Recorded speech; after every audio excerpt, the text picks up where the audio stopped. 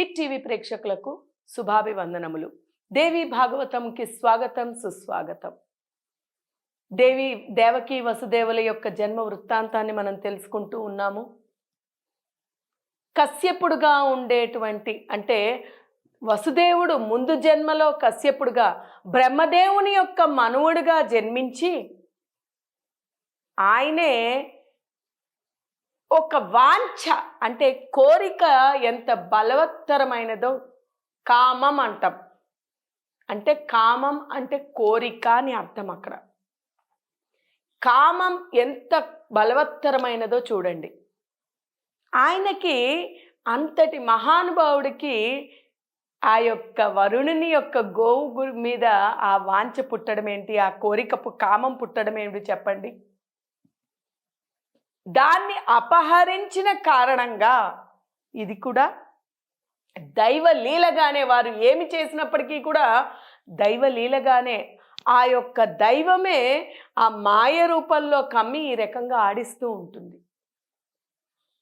అక్కడ ఆయన వరుణుని యొక్క గోవుని అపహరించిన కారణంగా భూలోకంలోని గోకుల వంశంలోని జన్మించాల్సిన పరిస్థితి ఏర్పడింది.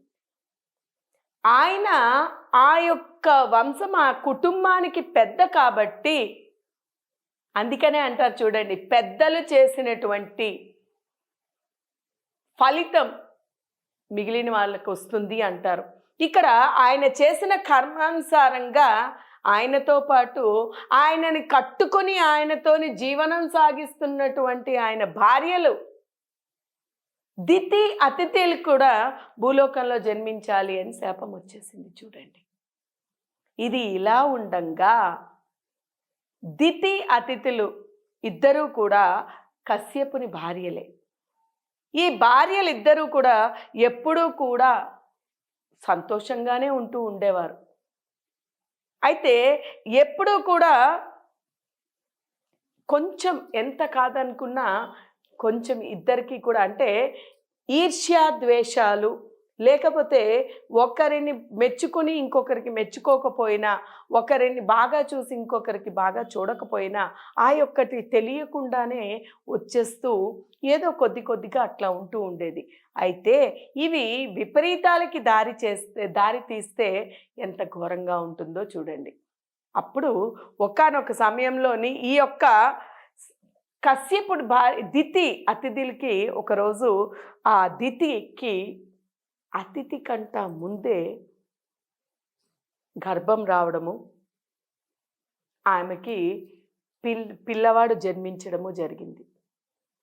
ఎప్పుడైతే ఈ యొక్క అతిథికి పిల్లవాడు జన్మించాడో ఎంతో అందగాడు, ఎంతో సౌశీల్యుడు, ఉత్తముడుగా జన్మించాడు. ఆయనే ఇంద్రుడు.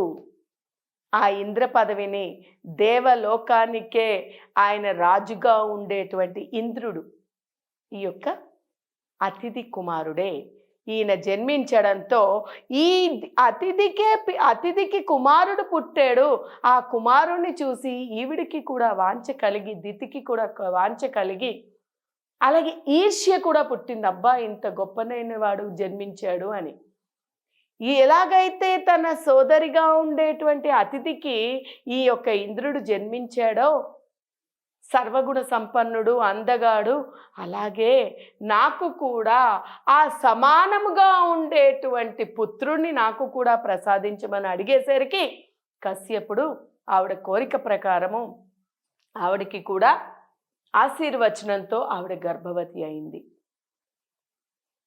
ఆశీర్వచనంతో చూడండి అక్కడ ఎప్పుడైతే ఈ రకంగా ఈవిడ కూడా అంటే అప్పటి వరకు ఈ అతిథికి ఎటువంటి ఆలోచన లేకుండా నాకు కుమారుడు కలిగాడు కదా అని ఆనందంతో ఉందో, ఈ అతిథి కుమారుడు కంట దితి కుమారుడు బాగుండకూడదు, అంటే నా కుమారుడే గొప్పగా ఉండాలి, నాకే అన్ని రకాలైనటువంటివి ఉండాలి అనేటువంటి వాంఛ ఉండడంతో ఈ దితి కాస్త గర్భవతి అవ్వడంతోని రోజులు గడిచే కొద్దీ ఈవిడలోని మొహములోని తేజస్సు రావడంతో పాటు ఆ శిశువు ఎంతగానో ఇంకా ఇంకా అంటే నా కుమారుడిని మించినటువంటి వాడయ్యి ఉంటాడు, అందగాడు అయి ఉండొచ్చు, అన్ని రకాలుగా నా కుమారుడిని మించి ఉన్నాడేమో.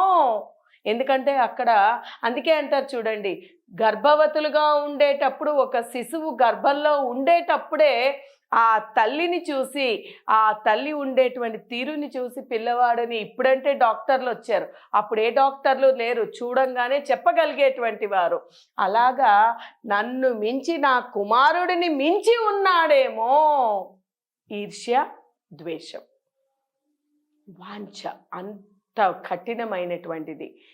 దీనితోని ఆమె ఎలాగైనా సరే ఇటువంటి ఈ యొక్క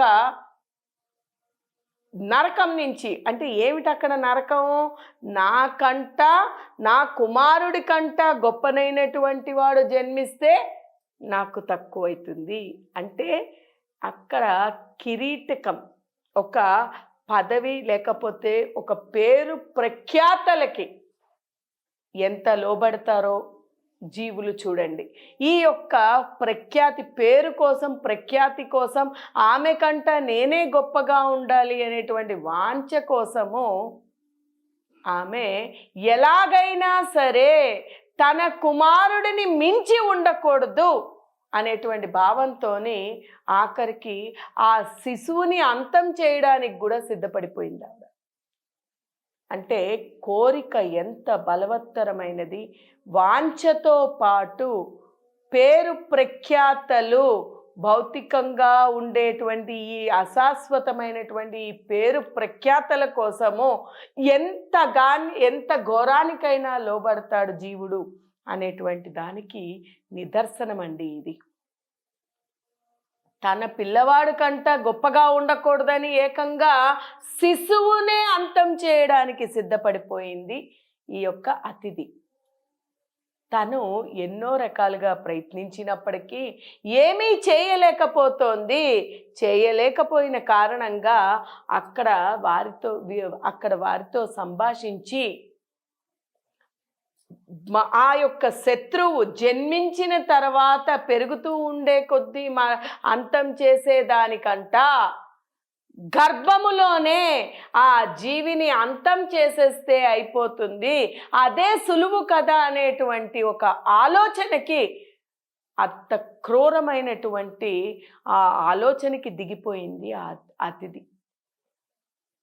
కోరిక అంత ఘోరమైనటువంటిది.